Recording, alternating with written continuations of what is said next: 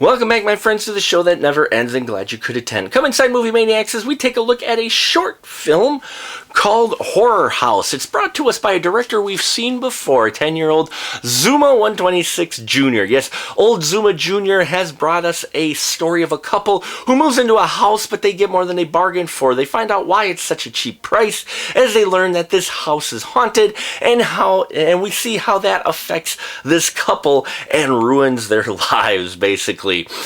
This is another fun one from this very young director. Now, in Billy 1 and 2, he brought the creepy, and I thought he did it very well. And the creepy moments in this film were really well done again. I love how they work within their budget with lighting and doors slamming and things of that nature, a bit of camera tricks to give you that creepy feeling that you need from a haunted house film. And I thought that was really well done. So once again, those parts are directed well, just like we saw in Billy Part 1 and 2. Now this is a low-budget independent film, so I know you can pick and choose your actors, and I will say the couple in this, the acting was a little bit raw, okay, and the dialogue as well. It seemed like it was pretty improv in a number of places.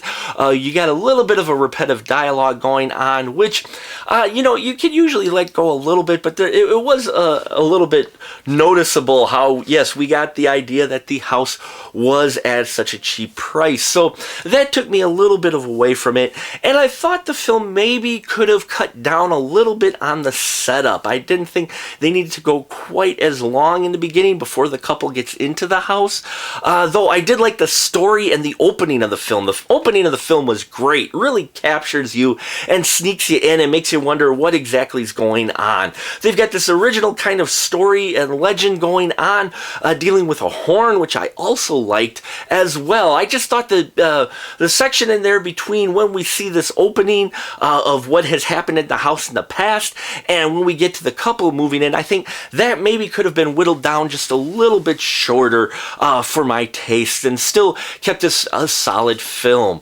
I did enjoy it, though, for a low-budget independent film for what it is, and it definitely ends on a nice, creepy, strong note. You can tell that there are Amityville horror influences in here, as well as a number of other haunted house horror films, but they do give just a bit of originality to it to make it their own, and that I appreciate as well. So make sure you check out Horror House. I'll put the link down below to the film. You can check it out, let them know what you think about the film, and let me know what you think about the film. Overall, I enjoyed it. This low-budget independent film shot from a very young director. He really seems to be well on his way, and if only they had trimmed down the middle part a little bit more with the setup, I think I would have enjoyed Horror House even more. But I still think it's worth your time, with the film coming in at about 40 minutes and change, so it won't take up too much of your time, and I think it's worth a watch for any fans of the low-budget independent horror films out there to see what this young man has done